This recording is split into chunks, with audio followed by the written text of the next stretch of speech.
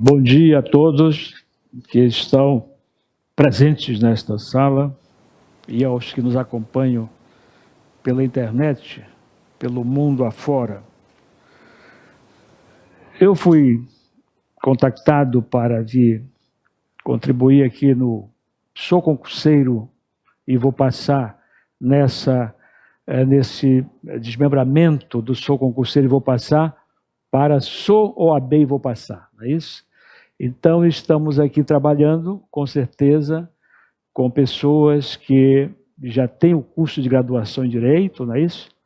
E querem avançar mais para a advocacia, ou seja, querem se habilitar legalmente com a aprovação no exame da OAB para praticarem a advocacia, não é isso? E exatamente é uma situação que não é difícil, mas também não é fácil, que os exames do OAB estão cada vez mais difíceis e nós temos que parar os alunos que querem chegar à aprovação na OAB e os professores como os desse curso aqui, que são professores da melhor qualidade, eu reconheço, não é porque o curso é do meu filho, Fábio, não, mas é porque eu já venho acompanhando realmente aí a produtividade didática, pedagógica aqui do concurseiro, do Sou Concurseiro e vou passar. Quero me identificar para vocês na questão acadêmica. Eu sou mestre em Direito do Trabalho pela Universidade Federal de Pernambuco e sou desembargador aposentado da Justiça do Trabalho. Trabalhei por um bom tempo na Justiça, cheguei a desembargador e me aposentei nessa função. E fui professor da UFAM também, durante 30 anos, em Direito, da Faculdade de Direito. Então, posso dizer que tenho alguma experiência para lidar com essa matéria por conta exatamente dessa minha atividade, só na área jurídica, durante todo o tempo em que eu sou formado em Direito, né? Me formei em 73, eu já era advogado depois que me formei, passei a ser advogado do Banco do Estado, na época, BEA, e passei a advogar também, depois fui para a magistratura, fui para a faculdade. Então, tudo que eu fiz na vida até hoje, depois que me formei, foi trabalhar exatamente no ramo do direito, como advogado, juiz, professor, etc. Então, eu venho trazer aqui para vocês alguma coisa da minha experiência que eu acumulei ao longo desses tempos todos, né? E, inclusive, acompanhando a evolução dos tempos. Eu não parei no tempo, continuo estudando, continuo advogando, continuo dando aula aqui ou ali, em certas situações que as pessoas me procuram. Então, aqui, exatamente, nós vamos ter uma conversa, para não dizer aula, que é uma coisa muito pesada, vamos ter uma conversa sobre direito do trabalho. Eu venho trazer um pouco da minha experiência aqui em direito do trabalho para vocês, esperando, desde já, que vocês assimilem o que for passado aqui e tenham um bom aproveitamento lá no exame, que com certeza vão fazer e vão se dar bem, porque o próprio nome do cursinho, né, para preparação para esses exames, já diz tudo, né? Que eu sou OAB e vou passar, né? Se fosse diferente, sou OAB, mas não vou passar, aí era mais complicado. Mas o problema é que o próprio nome do cursinho já é um fator de animação para que vocês busquem o melhor caminho da aprovação no exame da OAB. E tem outros concursos que com certeza vão surgir aí pela frente. Bom, então nós vamos trabalhar com o direito do trabalho, não é isso? O direito do trabalho é uma coisa que uns gostam, os outros nem tanto. Cada aluno que procura a universidade, ele sempre tem algumas restrições com esta, com aquela matéria, mas, na verdade, o advogado, quando sai da faculdade, ele tem que ser tipo um médico de clínica geral, né?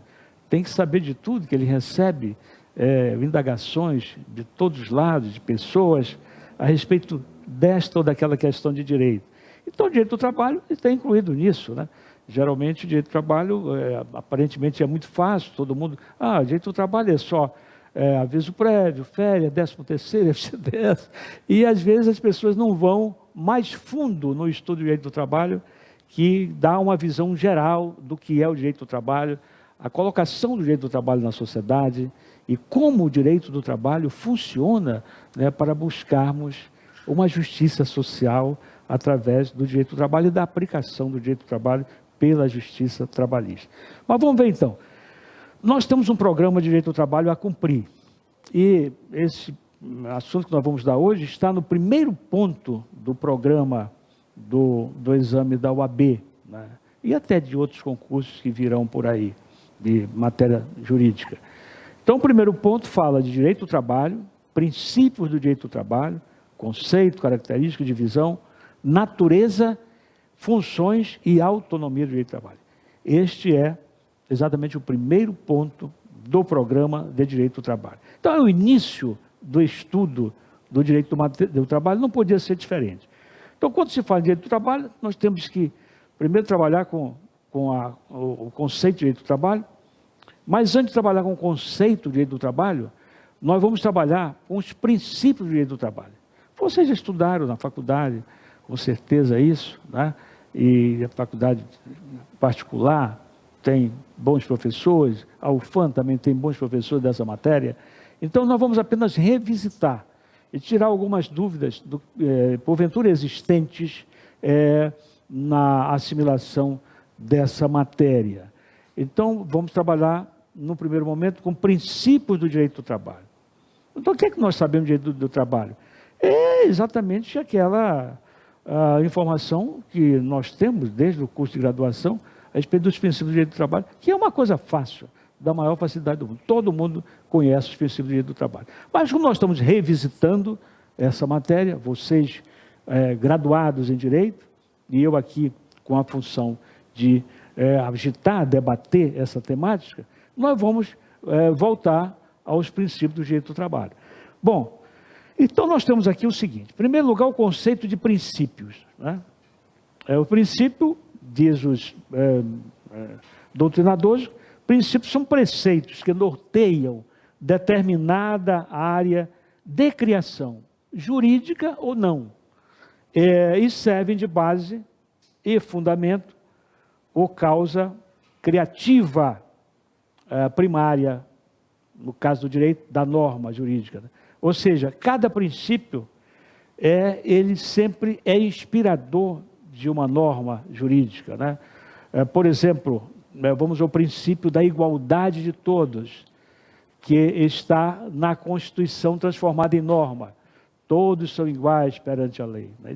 Isso é um princípio que exatamente dá uma base para a sustentação dessa norma constitucional, de que todos são iguais perante a lei. Ou seja, então o princípio é um ponto de apoio para a criação primária da norma.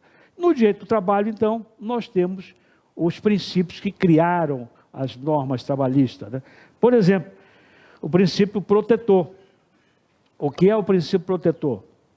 É aquele princípio que coloca o trabalhador tentando compensar a situação de desvantagem econômica do trabalhador, coloca o trabalhador num plano de igualdade com o seu empregador, igualdade do ponto de vista jurídico, claro, não econômico, do ponto de vista jurídico. Então, essa igualdade, do ponto de vista jurídico, é que constrói o princípio protetor do trabalhador, tá certo? Ou seja, o trabalhador é a parte mais fraca da relação, então ele tem que ter algum tipo de proteção da norma trabalhista para que ele possa conviver com o seu patrão, geralmente rico, abastado, empresário, e não seja exatamente massacrado por essa condição econômica do empregador, que vai colocar, evidentemente, não vai, mas poderia colocar qualquer coisa em prejuízo do trabalhador, e o princípio protetor não vai permitir isso, porque vai manter uma igualdade jurídica entre o trabalhador e o empregador. Este princípio protetor, ele se desdobra em outros 3 princípios, né? Que é o chamado princípio operário, promísero, algumas expressões a gente vê também na doutrina promísero ou pró-operário, o princípio da aplicação da norma mais favorável e o princípio da condição mais benéfica para o trabalhador, certo? O que significa isso? Toda vez que duas normas existirem, tratando de uma questão trabalhista, o aplicador do direito, o juiz, no caso a justiça, o que ele faz? Ele vai aplicar a norma mais favorável ao trabalhador. E também a norma mais benéfica. Ou seja, o trabalhador estará sempre protegido com essa norma que tem um caráter mais favorável e mais benéfico para ele. Tá certo? Um caráter mais benéfico para ele. Então, aí nós temos esses três princípios que são desdobramentos do princípio protetor. Agora, esse primeiro, que é o indúbio para o operário, esse princípio é interessante. Ele guarda muita semelhança com o princípio penal do indúbio pro réu, não é isso? Então, numa discussão judicial, quando há uma norma que eventualmente deixa em dúvida a existência de algum direito para o trabalhador, o que é que nós vamos ver na atuação do juiz para decidir aquele conflito? Nós vamos ver que o juiz sempre vai por esse lado da dúvida favorecendo o trabalhador, tá certo? A dúvida favorecendo o trabalhador. Evidentemente, nos nossos casos, os juízes do trabalho, nos casos assim do dia a dia, casos concretos, aparecem umas coisas terríveis para o juiz resolver, que não dá para aplicar também essa norma. Ou seja, aparece uma dúvida muito grande que não dá para o juiz aplicar essa norma. Por exemplo, o trabalhador reclama na Justiça do Trabalho a respeito de um contrato de trabalho que ele teve com o empregador e que ele vai estar reclamando 1 ano de salário. Ele nunca recebeu o salário durante 1 ano. O juiz, claro que vai ficar na dúvida, né? Como é que esse camarada não recebeu 1 ano de salário? E como é que ele está vivo ainda hoje, se ele não tinha dinheiro nenhum para a sua subsistência e da sua família? É verdade isso? Não é verdade isso? Então, é uma coisa muito pesada, uma dúvida muito pesada, para o juiz converter em aproveitamento do princípio indúbio para o operário, não é verdade? O juiz não vai acreditar nisso. Ele vai procurar outros meios para resolver a lide trabalhista, não aproveitando esta dúvida em favor do empregado. Então, são dúvidas complicadíssimas que o juiz no dia a dia vai ter que lidar com elas. Mas o que vale para vocês é que o princípio do indúbio pro operário, ele existe neste cenário da doutrina trabalhista e que ele está presente aí exatamente para ser respeitado. Bem, aí nós vamos ver o princípio também da irrenunciabilidade de direitos. É outro princípio também do direito do trabalho. Irrenunciabilidade de direitos. Outro princípio da continuidade da relação de emprego. Outro princípio também do direito do trabalho. Outro princípio da primazia da realidade. Tem um princípio também muito importante. Princípio da inalterabilidade contratual lesiva. Outro princípio também do direito do trabalho. Princípio da intangibilidade salarial. Então vamos ver rapidamente algum desses princípios, que é uma matéria que você já conhece. Como eu disse, nós estamos revisitando a matéria, mas na graduação vocês já estudaram isso com certeza e muito bem. Mas vamos adiante. O princípio da irrenunciabilidade de direitos é um princípio que faz parte do próprio âmago do direito do trabalho. Como o trabalhador é a parte mais fraca, chamado hipossuficiente, ele não pode se dar o luxo de renunciar aos direitos dele, que já são poucos, né? Dentro de uma conjuntura econômica maior, onde o seu empregador tem o poder econômico, e o trabalhador, então, o mínimo que ele cabe, definido na legislação, ele não pode renunciar, sem mais nem menos, essa situação. É por isso que a lei coloca esse princípio da irrenunciabilidade. Bom, mas aí vamos ver o seguinte, e os acordos e convenções coletivas?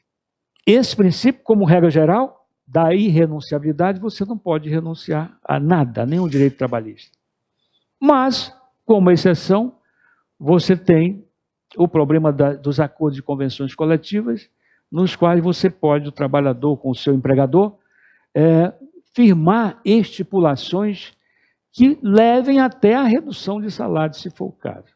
Mas tudo isso em comum acordo, em instrumentos contratuais coletivos, como são os acordos e as convenções coletivas. Então, quanto a esse princípio, nós temos exatamente essa exceção. Lá no artigo 7º, inciso 6º da Constituição, naquela parte que trata dos direitos sociais, direitos trabalhistas, está exatamente essa exceção da possibilidade de se resolver questões entre empregado e empregador com a convenção ou o acordo coletivo. Mas, como regra geral, o princípio está aí presente no mundo jurídico, a irrenunciabilidade de direitos. O princípio da continuidade da relação de emprego é um princípio nobre do direito do trabalho, na medida em que o trabalho foi feito para ser permanente. O trabalho numa empresa, numa firma, enfim, numa indústria, ele tem caráter permanente, ele dura no tempo, né? As pessoas passam e o trabalho fica, a empresa fica, o trabalho fica. Por isso é que a ideia do direito do trabalho é manter a relação de emprego por um tempo indefinido, não é isso? Por um tempo indefinido. E aí, então, esse princípio é importante, porque ele garante a relação de emprego e garante os direitos trabalhistas decorrentes dessa relação para o trabalhador. O princípio da primazia da realidade, o que significa isso? É que a realidade será sempre mais forte do que qualquer uma informação que distorce essa realidade, né?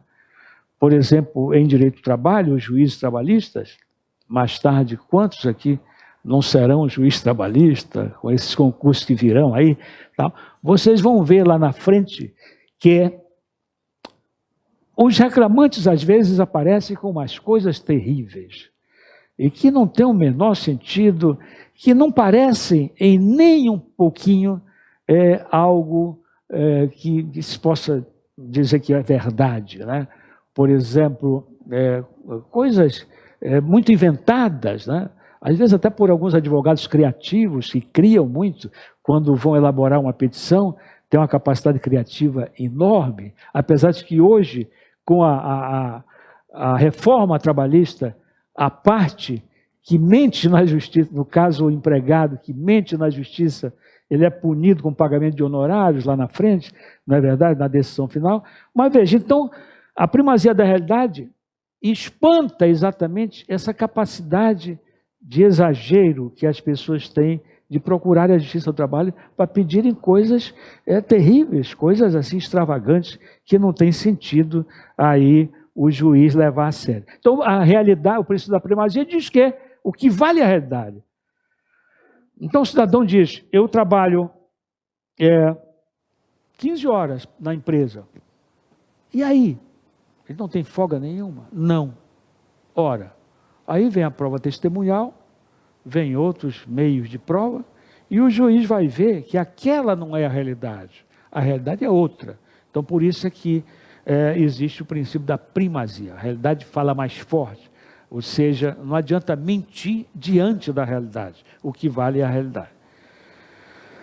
O princípio da inalterabilidade contratual lesiva, isso também é um princípio muito forte. O princípio diz que não se pode alterar o contrato do trabalhador de qualquer forma, de qualquer maneira, nem com o consentimento do trabalhador, se for para lesar o próprio trabalhador.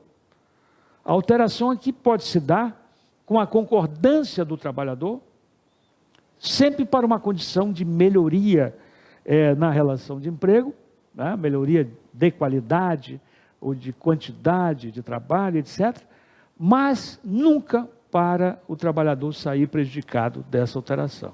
Então, a alteração é inaceitável pela Justiça do Trabalho, exatamente quando se trata de alteração contratual lesiva aos interesses do trabalhador. O outro princípio, para encerrar, é o da intangibilidade salarial. O que significa isso, minha gente? fazer umas perguntas aqui para a gente ficar mais ou menos nessa dinâmica pedagógica de o professor também ouvir os alunos, não é verdade? Eu vou fazer uma pergunta à minha amiga que está aqui na frente, prestando muita atenção. Todos estão prestando atenção, mas vou começar por essa aqui. Você sabe me explicar o que é o princípio da intangibilidade salarial? Não sabe. Quem sabe aqui? Sim, exatamente. Sim, a intangibilidade é sinônimo de irredutibilidade, tá certo? Você não pode reduzir o salário do trabalhador por qualquer coisa. A empresa está ruim, não está faturando bem, não está vendendo seus produtos. Olha, isso não é motivo para reduzir o salário do trabalhador, até porque isso é um risco da empresa. Quando você constitui uma empresa para trabalhar com ela e contrata trabalhadores, você está correndo o risco daquele ramo operacional da sua empresa dar certo ou não. E se não der certo, a culpa não é do trabalhador. Então, por isso, você não pode reduzir o salário dele, exceto em situações também de acordo mútuo entre o trabalhador e a empresa. Se a empresa disser, por exemplo, vem cá, meu amigo, lamentavelmente vou ter que dar a sua conta, porque a minha empresa não pode pagar o teu salário. Vou dar a tua conta, vou pagar todos os seus direitos. O empregador pode fazer isso. A qualquer hora pode demitir o empregado, desde que pague todos os seus direitos. Tudo bem. Só que, se o trabalhador lhe fizer uma contraproposta, diz, meu amigo, eu aceito ficar na empresa, que eu não tenho outro emprego, até ganhando menos, vamos fazer um acordo. É possível fazer esse acordo para a redução salarial com a concordância do empregador. Isso existe até no serviço público. A Constituição Federal tem uma norma que diz que em repartições públicas pode demitir quando não está sendo cumprida a lei da responsabilidade fiscal, o gestor pode demitir servidor público ou até reduzir salário do servidor público, exatamente para ficar dentro dos limites da responsabilidade fiscal. Bem, então, a intangibilidade salarial quer dizer não poder fazer redução salarial com relação aos ganhos do empregado na situação em que não haja justificativa para isso e nem haja concordância do empregado. Bem, nós vamos ver o seguinte. Ainda no primeiro ponto, já vimos a questão dos princípios. Eu quero saber se alguém tem alguma dúvida mais sobre isso aí e tal. Esta é a hora da gente tirar a dúvida. Ou não tirar. Eu também posso não saber tirar a dúvida de você. Mas se souber, a gente tira. Tá? Então vamos lá. Alguma dúvida aí, meu irmão? Esse princípio último agora, a inteligibilidade, esse acordo é permissível na individual? O acordo individual? Sim, eu sei, pode ser. Pode ser um acordo individual, sim. Pode ser um acordo individual. É uma alteração no contrato de trabalho com a concordância do empregado. Ele vai ser prejudicado? Vai. Mas aí, ele nesse caso aqui, não é... No princípio anterior, nós falamos aqui da inalterabilidade contratual. A inalterabilidade contratual lesiva é uma outra coisa. Por exemplo, a alteração do contrato de trabalho lesiva se dá em vários cenários, em várias situações. Aqui nós estamos falando especificamente de salário. Então, a inalterabilidade contratual pode ser mudança do empregado, que vai prejudicá-lo, pode ser não promoção do empregado, ele tendo direito, ou seja, você não está cumprindo o contrato, você está deixando de cumprir o contrato, enfim, algumas vantagens você pode tirar do contrato de trabalho e aí existe uma alteração contratual lesiva. Aqui no salário é uma questão muito específica de dificuldade de manutenção da empresa, se não houver exatamente um acordo com os seus empregados. Acontece que, numa situação dessa, a empresa não vai fazer acordo só com um, ela vai fazer um acordo coletivo, com todos, né? Porque uma empresa grande, por exemplo, não é só o empregado que está prejudicando a vida econômica da empresa. é toda a comunidade de empregados, na verdade. Então, isso é uma questão que é feita, sim, com acordo coletivo. Um acordo coletivo a respeito de um grupo de empregados da empresa, e não apenas um, tá certo? É assim também. O acordo coletivo hoje é o chamado acordado sobre o legislado. Ele tem um alcance, ganhou um alcance muito grande com a reforma trabalhista, que não é o nosso tema aqui, mas vocês vão estudar isso mais na frente, a reforma trabalhista, que exatamente privilegiou, né, nessas questões de lei, os acordos prevalecem sobre a lei, evidentemente não em algumas matérias, mas em grande parte de matérias sim. Vamos ver. Então aqui nós temos os princípios. Agora nós vamos aos conceitos de direito do trabalho. Olha que esse conceito de trabalho é uma coisa interessante. Nós vamos trabalhar aqui com conceito. Por exemplo, nós temos o direito do trabalho, a doutrina tem inúmeros conceitos para o direito do trabalho. Nós vamos ver um conceito aqui que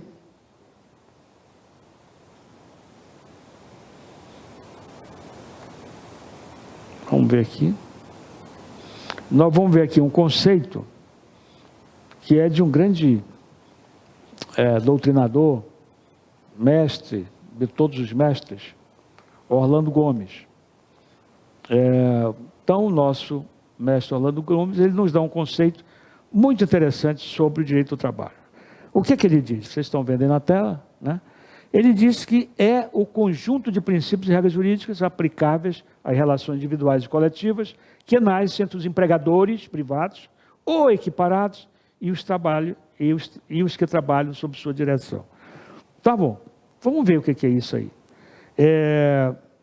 Primeiro, não esqueçamos que quando falamos aqui em empregadores privados ou equiparados, significa dizer que esses equiparados, que é uma figura que está prevista no parágrafo 1º do artigo 2º, que define empregador na legislação, são profissionais liberais, são instituições de beneficência, são até mesmo instituições religiosas que mantenham o empregado assalariado. Então, são equiparados a empregador, né?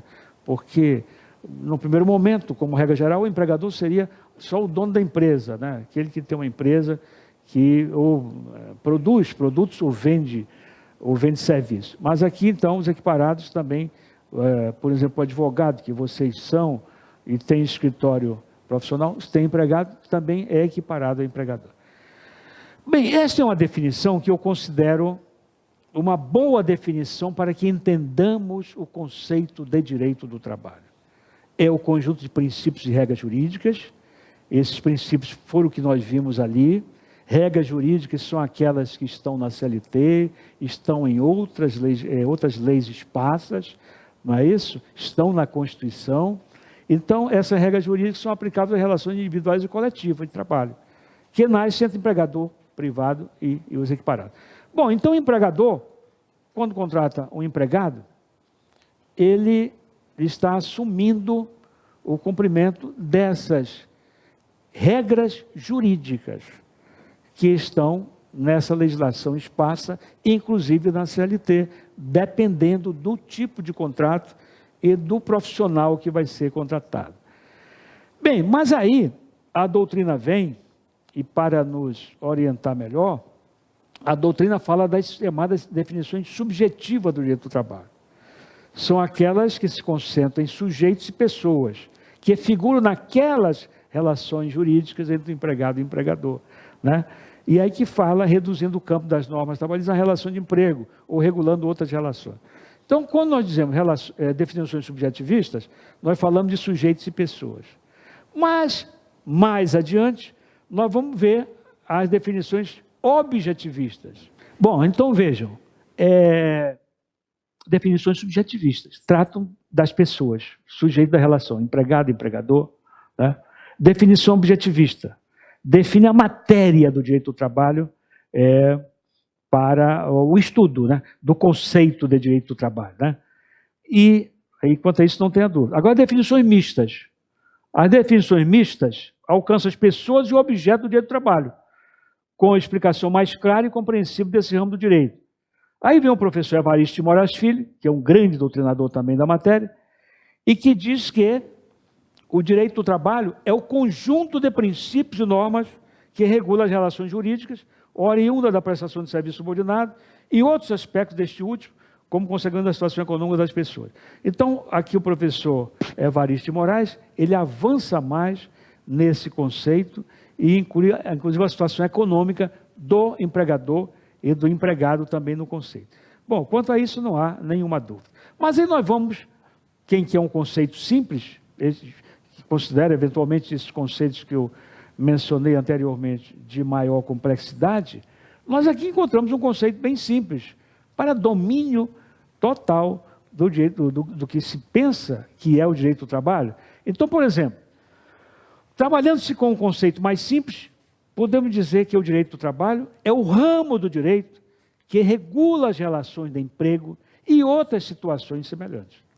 Tá bom? Então, vamos ver, esse conceito é tão simples que a gente entende logo antes de terminar a leitura dele. Regula relações de emprego e outras situações semelhantes. O que é isso? Na verdade, nós vamos ver lá na frente, não aqui nesta aula, porque não é tema desta aula, desta conferência, mas vocês vão ver lá na frente, vão estudar sobre a relação de trabalho e a relação de emprego, tá certo? A relação de trabalho é o gênero, a relação de emprego é a espécie. Então, o direito do trabalho não alcança só a relação de emprego. Ele alcança todas as relações de trabalho. Por exemplo, quando um trabalhador avulso vai à Justiça do Trabalho, ele tem o apoio da Justiça para resolver o caso dele. Um trabalhador eventual que fez um serviço na casa de alguém e que a pessoa não pagou, para onde ele vai? Ele vai à Justiça do Trabalho. Empregada doméstica, vai à Justiça do Trabalho. Enfim, todo tipo de trabalho que é feito para uma outra pessoa, física ou jurídica, é matéria do direito do trabalho. Ou seja, o direito do trabalho, as normas jurídicas do direito do trabalho, não alcançam só a relação de emprego, elas alcançam a relação de trabalho de um modo geral, tá certo? É por isso que lá na frente, quando vocês estudarem o conceito de empregado, vocês vão ver que tem um empregado, a caracterização do empregado, como aquela pessoa que trabalha para a empresa, pessoa física ou jurídica, mediante salário, subordinação. Esse é o empregado. Mas há o autônomo também, que é alcançado pelo direito do trabalho, quando ele tem, eventualmente, algum prejuízo com alguém que não lhe pagou um direito devido. Então, este último conceito, podem ficar com ele, que é o conceito mais simples para trabalharmos com o direito do trabalho, tá certo? Esse último conceito.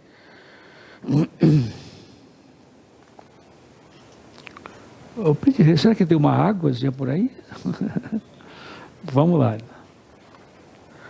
Bom, então nós vamos ver aqui, seguindo o nosso ponto, a hierarquia das leis no direito do trabalho.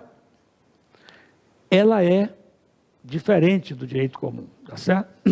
A hierarquia das leis no direito do trabalho, ela é diferente do direito comum.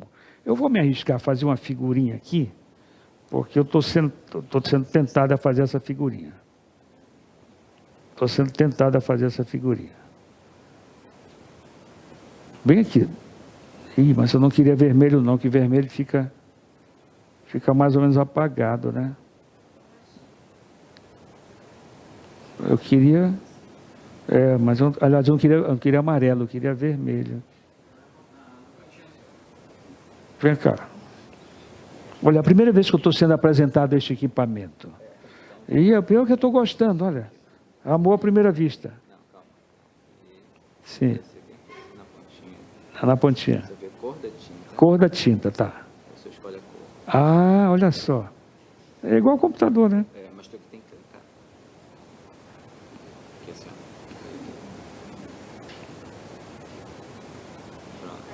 Opa!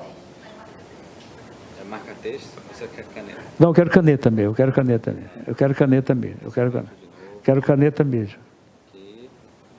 Caneta. Aqui, ó. Caneta, tá. Tá. O Fábio já me ensinou ontem, olha. Mas eu, de ontem para hoje eu esqueci. Então, eu quero desenhar aqui essa pirâmidezinha para a gente trabalhar melhor. Vamos ler aqui a explicação e eu venho aqui para a pirâmidezinha. Então, quer dizer o seguinte: o ordenamento jurídico trabalhista tem características peculiares e próprias. Tudo bem, garotão? Como é que vamos? Estou aqui, rapaz. Estou aqui sofrendo com este equipamento, mas o nosso amigo já me deu as dicas. Tá bom, mas vamos lá. Bom, Uma experiência aí muito boa, na verdade. 30 anos dando aula aí. Cresci com ele, né? Esse trabalho aí com ele, né?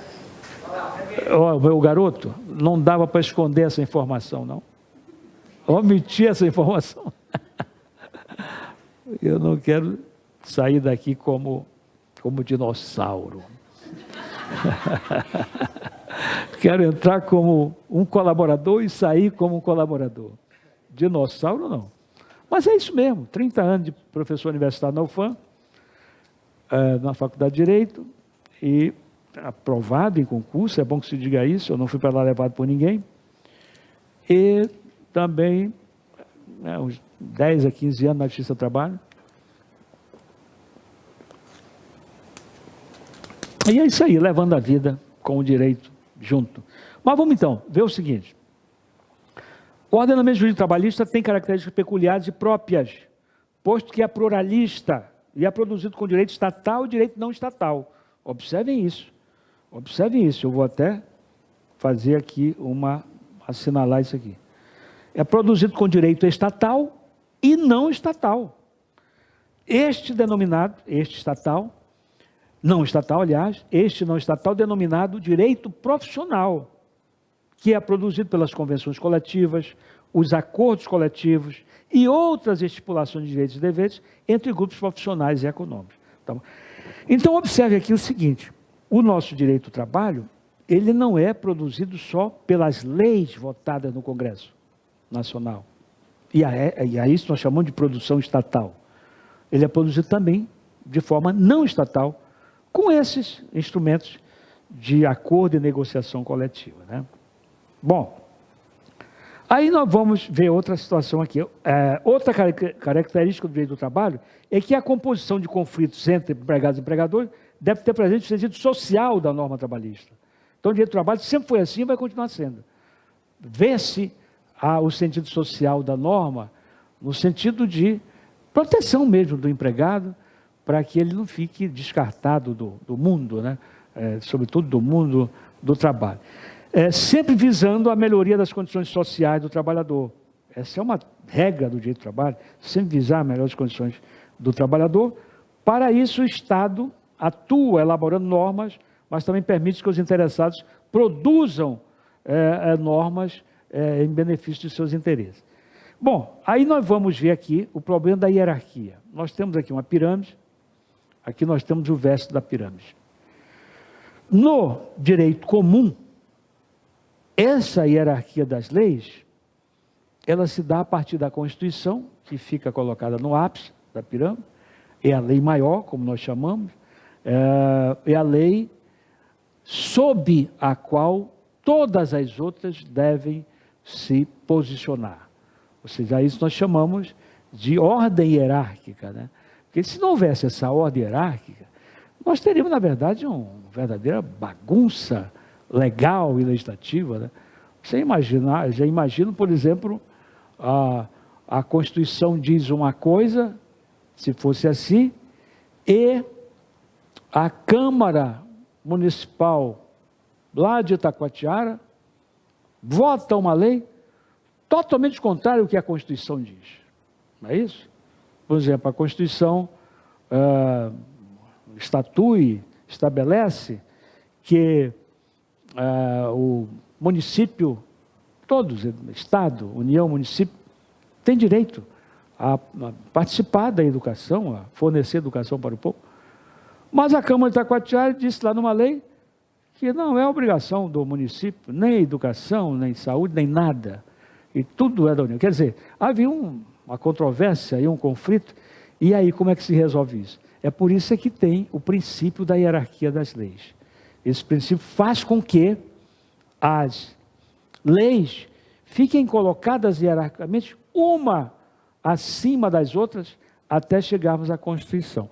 Essa é uma regra do direito comum a respeito do princípio da hierarquia das leis.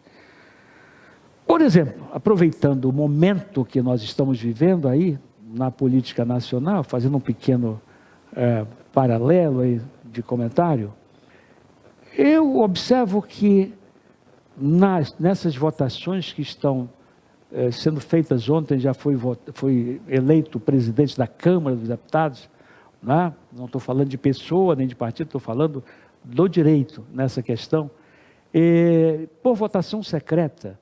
E hoje está uma discussão muito forte, começou ontem também no Senado, para a votação secreta do presidente do Senado. Eu observo, na minha maneira de ver esse quadro jurídico, que todo mundo está falando de tudo, inclusive do regimento interno do Senado, que prevê eleição secreta. Mas vejam bem, o regimento interno é uma norma que está subordinada ao princípio da hierarquia das leis. A Constituição não fala que tenha que ser votação secreta. Por outro lado, a Constituição fala, no artigo 37, dos princípios da administração pública, dentre os quais está a publicidade, né? Dentre os quais está o fato de que todo gestor, em qualquer setor público, tem que ter publicidade nos seus atos, né? Tem que ter publicidade nos seus atos. Então, ali não está sendo cumprido isso, estão fazendo a eleição descumprindo este princípio da hierarquia das leis. A Constituição diz que tem publicidade, eles não estão atendendo a esse princípio. Estão votando pelo regimento que está subordinado hierarquicamente à Constituição. Todas as leis, todas as normas, todos os princípios, outros que não os constitucionais, estão subordinados à Constituição. Então, aqui é assim, o direito não estatal também é um direito que constitui direito do trabalho propriamente dito. Como eu disse, nessa pirâmide, né, você tem a Constituição lá em cima e você tem as outras normas jurídicas numa escala hierárquica inferiores. Entretanto, no direito do trabalho, a hierarquia das leis, ela funciona diferente, minha gente. Por que exatamente ela funciona diferente? Porque nós vamos aqui para os princípios do direito do trabalho. Então, por exemplo, se na Constituição Federal tem uma norma trabalhista, e tem muitas, né, nós vamos ver isso depois, que diz que a licença maternidade da mulher é de 90 dias ou 3 meses, e aqui na convenção coletiva da categoria daqueles empregados daquela empresa, fala que a licença maternidade é de 120 dias, o que equivale aí? É a norma constitucional ou a norma não estatal da convenção? É a norma da convenção. Por quê? Porque ela é mais favorável ao empregado. Então aí nós temos um bom motivo para exatamente não cumprirmos aquele princípio da hierarquia que é previsto para todo o ramo de direito, para todos os ramos de direito, diferente do direito do trabalho. Tá certo? Vamos aqui.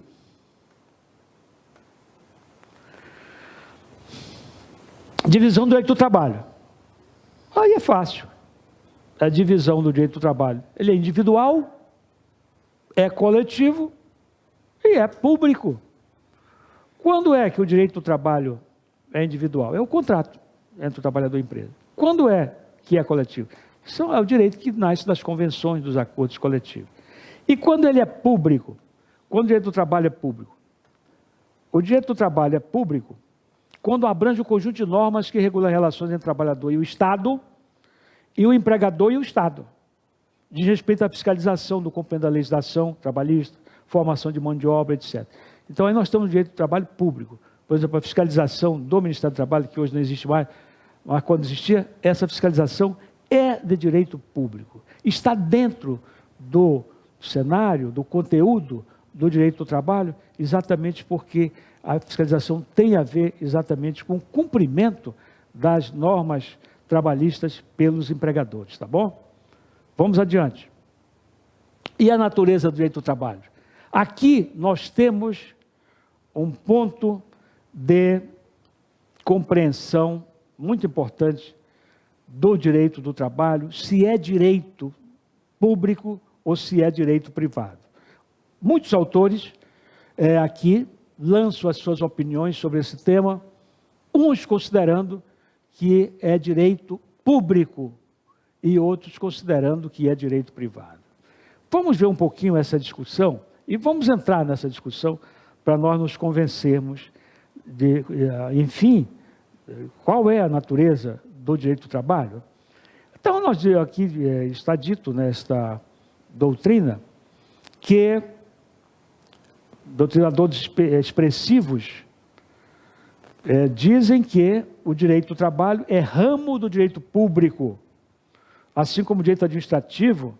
O trabalhista é constituído de uma relação jurídica prevista a prioristicamente, ou seja, uma lei que prevê aquela relação, delineada pela lei e não entrega autonomia das partes. Então, essa é uma opinião. É verdadeira essa opinião deste doutrinador? Penso que não. Nós temos que ter coragem para aceitar ou não uma opinião de um estudioso do direito do trabalho, não é verdade? E nós temos que nos envolver também nesse caminho desses estudiosos para podermos entender as coisas. Então, eu penso, neste caso, que quando se diz que é constituído de uma relação jurídica prevista prioristicamente, delineada pela lei e não entrega a autonomia das partes contratantes, na verdade nós entregamos sim a autonomia da redação de direito coletivo de trabalho às partes, na verdade, aos sindicatos de empregados e aos sindicatos de empregadores. Então nós estamos entregando a autonomia aí das partes, alguma coisa para a autonomia das partes. Não quer dizer que seja só o direito constituído por lei. Bom, mas vamos adiante. Vamos adiante, que nós vamos ver aqui. Os que defendem o direito do trabalho como direito privado, afirmam que surge de um contrato de trabalho no qual figuram dois particulares cuidando de interesse próprio. Observe bem, os que defendem o direito do trabalho como direito privado, afirmam que surge de um contrato de trabalho no qual figuram dois particulares cuidando de interesse próprio. Consideram que o direito do trabalho veio do direito civil e o contrato de trabalho da locação de serviço do Código Civil. Argumentam que o intervencionismo do Estado não descaracteriza a natureza de direito do trabalho. Bom, eu quero dizer para vocês o seguinte: este entendimento é o que prevalece hoje na própria jurisprudência, na doutrina majoritária, na verdade, defende este entendimento de que o direito do trabalho tem por natureza jurídica exatamente toda a tipificação no seu conteúdo de direito privado e não direito público. Por quê? Porque ele é feito para regular as relações entre interesses privados do empregado e do empregador, e não interesse público. O direito público tem a ver com os interesses imediatos do Estado, unidade, ente público. O direito privado tem a ver com interesses próprios dos próprios contratantes. Tá? Então, aqui o que acontece? O direito do trabalho veio, evidentemente, do direito civil. O direito civil do Código de 1916, Então lá veio o direito, de lá veio o direito do trabalho, através do contrato de prestação de serviço do direito civil. Então, por isso, fiquem tranquilos com esse entendimento de que o direito do trabalho é visto pela doutrina majoritária, ou seja, o maior número de doutrinadores entendem que se trata, o direito do trabalho deve ser tratado como um ramo do direito público e não do direito privado, tá certo? É essa informação que vocês devem arquivar aí nos estudos de vocês. Fala-se também do direito unitário, defendido por muitos, que é a fusão das normas do direito público e direito privado, formando o direito unitário. Então, essa tese do direito unitário, na doutrina, também é muito simpática. Tem alguns seguidores, ou seja, porque ele tem também algumas características de direito público e privado, você forma, une o privado ao público, e daí sai um direito misto, né? Funções do direito do trabalho. Vamos ver. O direito do trabalho tem a mesma finalidade teleológica do direito em geral. O que significa isso? Finalidade teleológica quer dizer o destino do direito do trabalho, para que ele foi criado e para que ele serve. Esse destino é o mesmo, né, do direito em geral. Ou seja, o direito em geral destina-se a quê? A realização da paz e da ordem social e cumpre outras finalidades também. E o direito do trabalho também destina-se à realização da paz e da ordem social. Vocês imaginam quando o direito do trabalho a questão social era tratada como caso de polícia, lá no passado mais distante? A questão social, conflito entre empregado e empregador, esses conflitos eram tratados como caso de polícia, né? Então, isso com o direito do trabalho, houve uma pacificação nesse sentido, inclusive com a Justiça do Trabalho, para dirimir essas controvérsias entre empregado e empregador. Bom, mas o direito do trabalho foi feito para resolver os conflitos entre empregado e empregadores, isso nós já sabemos, né? E outras relações de trabalho que não são especificamente relações de emprego e que não estão nessa conceituação de direito, ou seja, não estão nessa conceituação só de relação de emprego. Elas também avançam para a relação de trabalho, outras relações. Bom, por que o direito do trabalho é diferenciado de outros ramos do direito? Porque ele propõe a proteção ao empregado, nós já vimos no princípio protetor, por ser a parte mais fraca da relação de emprego, com a aplicação das normas aplicáveis à solução dos litígios pela Justiça do Trabalho. Então, ele é exatamente um jeito diferenciado. Diferente do direito civil, por exemplo, quando você faz um contrato de direito civil, você se põe na mesma posição do outro contratante, não é verdade? Você não é nem inferior nem superior, vocês estão na posição de igualdade. Você faz um contrato de prestação de serviço, pelo direito civil, vocês estão na mesma posição de igualdade. Você faz um contrato de locação de imóvel, você está na mesma posição de igualdade com o dono do imóvel, não é verdade? No direito do trabalho, não. O contrato de trabalho, com essas duas figuras que integram o contrato de trabalho, o empregador e o empregado é sempre a parte mais fraca, o chamado hipossuficiente da relação. Bom, agora vamos à autonomia do direito do trabalho. Nós vimos aí, vocês estão vendo aí na tela, podem copiar, eu acho importante. Depois, inclusive, eu vou dar além disso aí, vou passar à disposição aqui do cursinho, os apontamentos que fiz sobre o ponto também para vocês estudar, mas por enquanto vão copiando aí para vocês terem dados mais objetivos para estudar em casa. Bom, então vamos à autonomia. São 3 tipos de autonomia. A doutrinária. O que é autonomia doutrinária do direito do trabalho? A autonomia doutrinária diz que há uma extensa biblioteca própria e princípios próprios. Todos os doutrinadores não negam isso. E a vasta biblioteca da matéria de direito do trabalho, doutrinadores de reconhecida capacidade jurídica defendem doutrinariamente essa espécie de autonomia.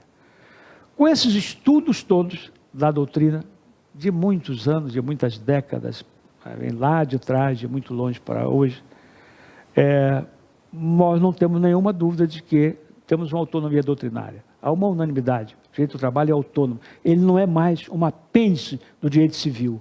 Ele já tem uma autonomia garantida, tanto no entendimento da doutrina, como na vida real, na vida prática. Aí depois vem a autonomia didática, que é afirmada pela presença do direito do trabalho, estudada em cadeira própria nas faculdades de direito. Não é verdade? Olha, todo direito que tem uma cadeira própria na faculdade de direito, nós estamos tratando de um direito com autonomia. E não só nas faculdades de direito, na faculdade de economia, administração e serviço social. Eu já dei aula de matéria de direito em todas essas faculdades na UFAM. Já dei aula para o curso de economia, direito do trabalho para o curso de administração e direito do trabalho para serviço social. Tá? Eu me lembro que numa dessas salas de serviço social, eu me surpreendi que tinha um só homem numa sala de 40 alunos, um só homem fazendo assistência social, ou serviço social, melhor dizendo. Então, geralmente, a gente vê assistente social é mulher, né? Mas eu vi um homem pela primeira vez, e ele está aí formado como assistente social, né?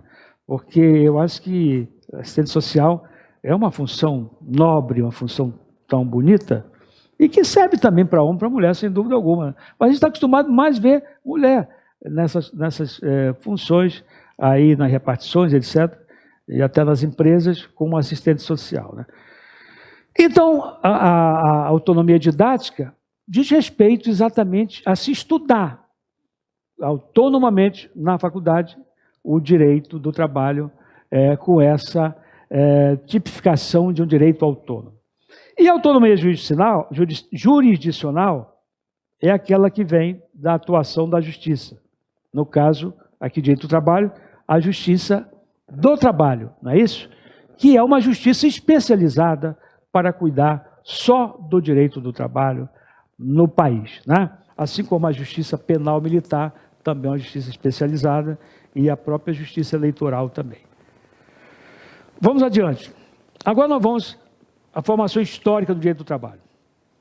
Aí é uma matéria importantíssima, porque é uma parte da doutrina que geralmente os advogados, se já estudaram na faculdade, às vezes esqueceram, porque o dia a dia do advogado é o trabalho com direito positivo, com a norma positiva, não é isso? Sabendo os direitos do trabalhador aqui ou ali, e é assim que com essa mercadoria, vamos dizer assim, que eles trabalham no seu dia a dia profissional de advogado. A formação do direito é uma coisa que já passou. Mas como está no programa, nós não podemos deixar de revisitar a formação jurídica, ou melhor, a formação histórica do direito do trabalho. Vamos ver aqui o seguinte. O direito é formado de fatos e valores. Olha só essa leitura, muito importante, que levam à produção das estruturas normativas. Tá?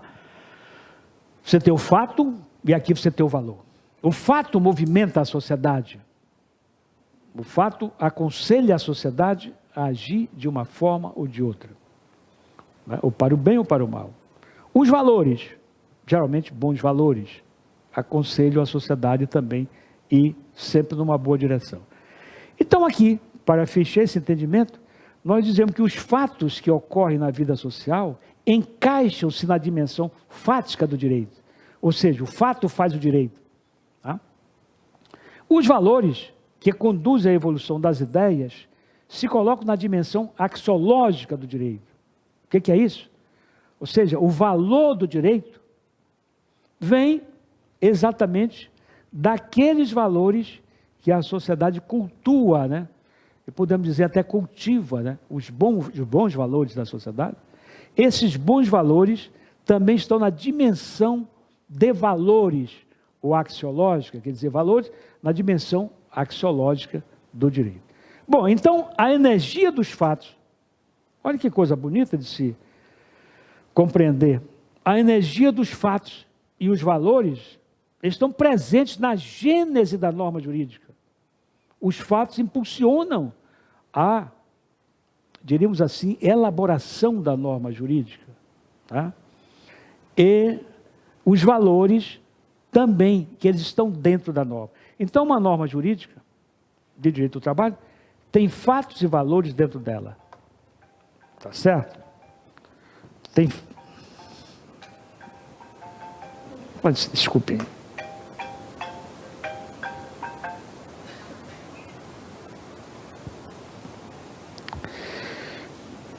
Eu não vou nem apagar o celular agora, porque dá um trabalho danado para apagar esse celular. Tomara que ele não toque mais, vamos torcer. Bom, então vamos ver o seguinte.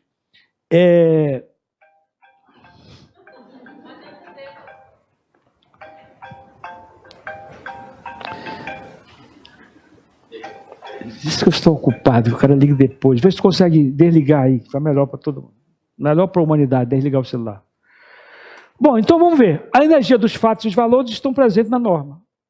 A formação histórica do direito do trabalho obedece a essa realidade dos fatos e valores, que agem reciprocamente. Entenderam? Então, o direito do trabalho é feito de fato e de valores. Os dois se unem e formam a norma jurídica do direito do trabalho. Tá? Bom, o direito, já sabemos, não é um fenômeno estático. Está sempre sujeito a mutações ao longo do tempo. Né? Por isso, os modelos jurídicos se desenvolvem, embora tendo componentes estáveis. O correr do tempo os faz reclamar a sua reforma. Então, vejam, o direito ele vive num permanente clima de reforma e de mudança ao longo do tempo. Ele não parou no tempo. O direito não parou no tempo. Né? Ele está sempre em mutação. Essa mutação é operada no plano dos fatos e dos valores.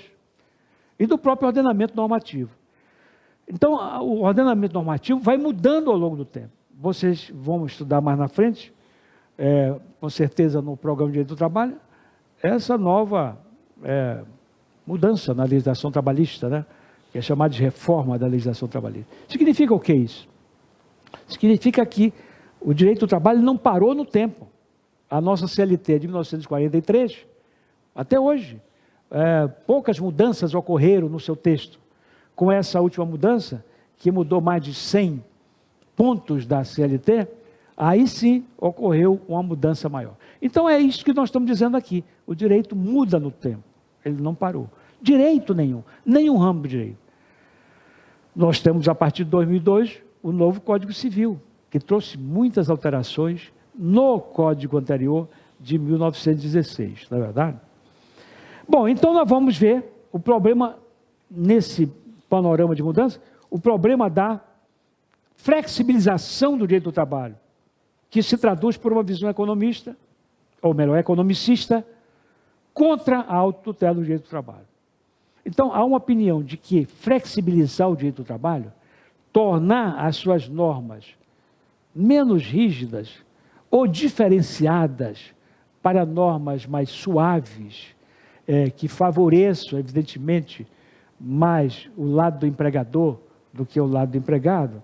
Então, essa flexibilização é vista por alguns como um prejuízo para a classe trabalhadora, com aqueles direitos já reunidos, né, e adquiridos ao longo do tempo. É uma questão que a gente discute depois, não é objeto dessa temática. Vamos às fontes do direito do trabalho. Quais são essas fontes? São a Constituição, a CLT, as leis em geral, as sentenças da Justiça do Trabalho, os acordos, as convenções coletivas, o regulamento da empresa, o contrato de trabalho.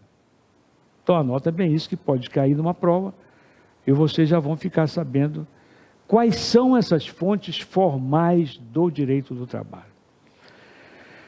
Mas, além desta, nós temos os costumes, os princípios gerais de direito, a jurisprudência e a doutrina, que também são fontes mediatas do direito. Significa dizer que o direito do trabalho tem muitas fontes. Tem fontes, num campo de abrangência bastante significativo, tá certo? E é com essas fontes que o direito do trabalho vem se constituindo ou vem se construindo ao longo do tempo, tá certo? Então, vocês não podem perder de vista quais são essas fontes formais do direito do trabalho, segundo essa anotação que eu estou passando para vocês. E com uma observação final, que diz que a lei é a fonte formal por excelência. As fontes formais existem, inclusive a lei, e a lei será sempre a fonte formal, a fonte de maior valor, diríamos assim, de maior nobreza na produção da norma jurídica trabalhista. Bom, então as fontes de direito são pontos de onde nascem as normas jurídicas e se classificam em autônomas e heterônomas, conforme a sua origem de produção, tá certo? Então, as fontes heterônomas são as leis criadas pelo Estado, né? A CLT e outras leis que existem na nossa legislação trabalhista. As fontes autônomas são aquelas produzidas pelas partes, como convenções e acordos coletivos. Então, quanto a isso, não há dúvida nenhuma, na verdade, isso é uma coisa muito simples de se entender. Aí, eu volto a dar uma maior ênfase na hierarquia das normas de direito do trabalho, dizendo a vocês que, repetindo, que a norma mais favorável é que sempre fica no vértice da pirâmide e depois vem as outras normas desfavoráveis diríamos assim, aos direitos do trabalhador. No vértice está colocado, como sempre, a norma mais favorável, até contrariando a norma constitucional, porventura existente, e prevando menor benefício ao trabalhador. Que no primeiro momento nós aprendemos que a Constituição é a lei maior, sim. No direito comum é, no direito do trabalho não, tá certo? Por exemplo, nessa reforma, há o artigo 611-A da reforma, que está incluído já na CLT, que diz que o que for decidido em convenções e acordos coletivos prevalece sobre a lei. E no artigo 611-B faz um elenco das matérias de direito do trabalho que não estão sujeitas exatamente àquela disposição que está no artigo 611-A, que diz que pode ser resolvido com acordo. Muitas matérias estão ali, não podem ser resolvidas por acordo. E são matérias que estão na Constituição. Matérias trabalhistas que estão na Constituição, no artigo 7º e seus incisos, que são muitos, lá estão matérias que não podem ser resolvidas por acordo, tá certo? Exatamente, que são matérias constitucionais, tá ok? O direito estatal atribui garantias mínimas ao trabalhador, mas instrumentos de negociação entre as partes podem conferir mais vantagens ao obreiro, e assim são afastadas as normas de menores condições.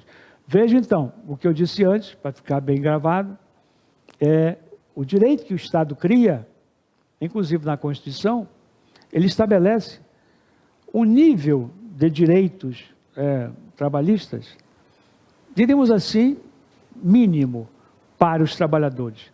Aí vêm as convenções e os acordos e aumentam esses direitos em benefício dos trabalhadores. Logo, essas convenções prevalecem sobre o próprio texto constitucional, onde há um tratamento de menor benefício para o trabalhador. E conflitos de normas são resolvidos pela Justiça do Trabalho.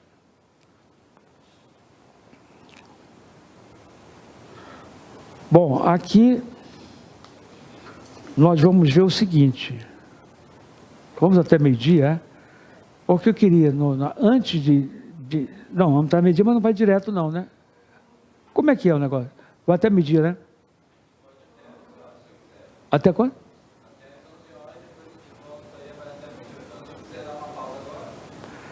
Sim, mas eu queria o seguinte, chegar a um ponto, como eu penso que já cheguei, nós íamos fazer aqui, colocar umas questões aqui para a solução, né?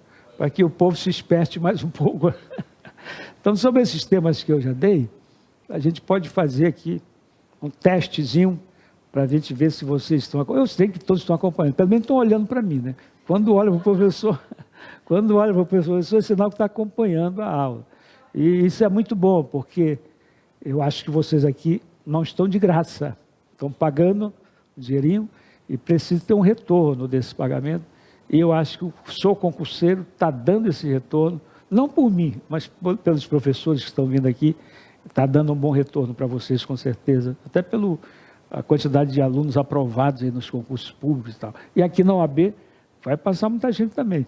Esse curso é o primeiro, né, para a OAB que eles estão fazendo, né? Então, já entra firme, já entra forte. Não tem choro nem vela, como diz o ditado. Bom, então vamos ver o seguinte. Eu vou passar então o testezinho para vocês, já está aqui na minha tela, e vamos procurar resolver esse teste, tá? Então vocês podem já se encaminhar para a primeira questão.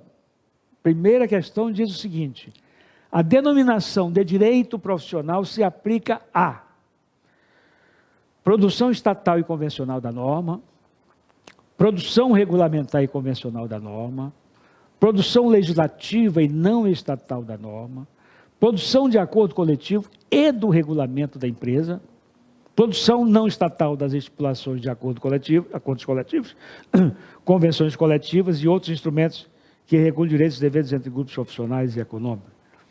Qual é a alternativa certa para responder essa questão? Já tem alternativa? Eu quero dizer para vocês que essa é a questão mais fácil dessas que eu elenquei aqui, hein?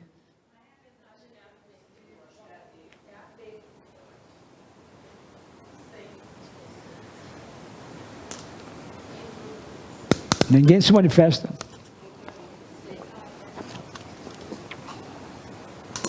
Pode ler com calma, bacana, e vejam que nós já vimos sobre esse ponto agora, e vocês vão se dar bem, com certeza.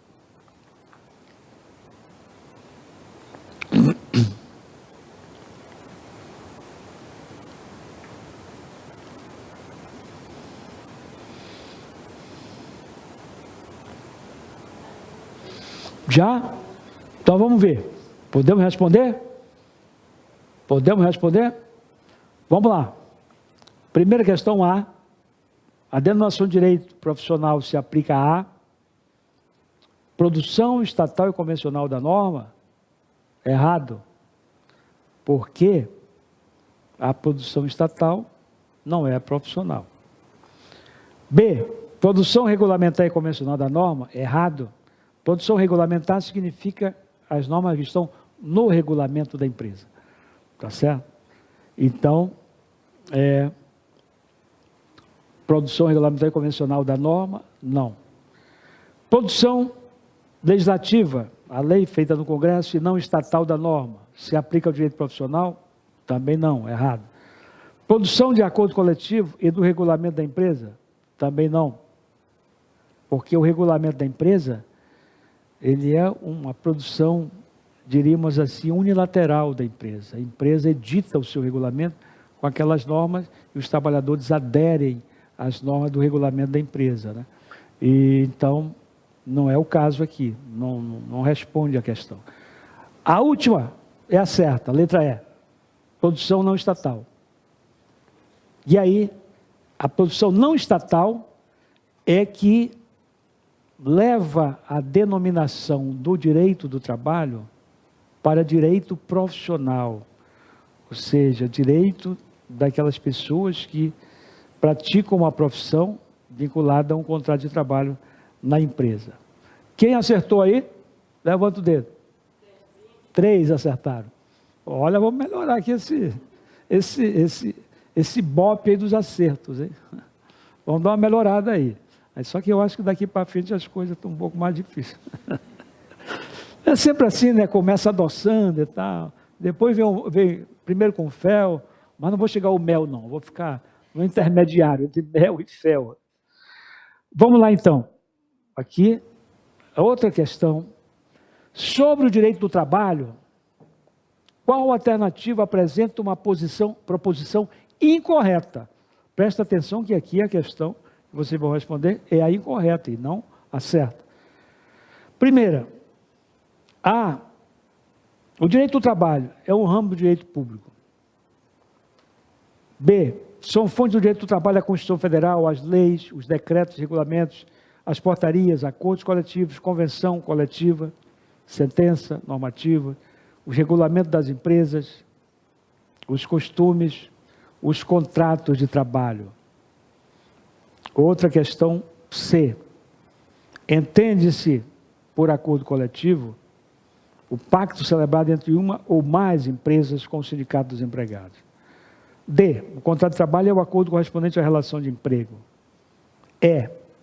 A ideia de aplicação do que for mais benéfico para o trabalhador, a partir da norma mais favorável, identifica o princípio do indúbio pro operado. Qual que está errado aí? Muito bem. Eles foram em cima do recado, né? Tá bom. Então é a alternativa certa. Está aí, pelo que nós já vimos nas definições da natureza jurídica do direito do trabalho. O direito do trabalho não é um ramo do direito público, ele é um ramo do direito privado. Tá certo? Vamos à terceira. Princípio concernente ao direito do trabalho, segundo o qual a verba salarial merece garantia diversificada da ordem jurídica, de modo a assegurar seu valor, montante e disponibilidade em benefício do empregado. Letra A, primazia da realidade. Letra B, condição mais benéfica. Letra C, inalterabilidade contratual lesiva. Letra C, intangibilidade salarial. Letra E, continuidade. Qual é o princípio aí? Qual é? D. D de dado. Muito bem, vocês estão bons, hein? Valeu, hein? Então é essa mesmo. Intangibilidade salarial. Já vimos que não pode alterar o salário a não ser com a concordância do trabalhador em acordo, né? Foi, exatamente. É. Bom, nós vamos ver o seguinte. Vamos então fazer o intervalo? Aí daqui a pouco a gente volta.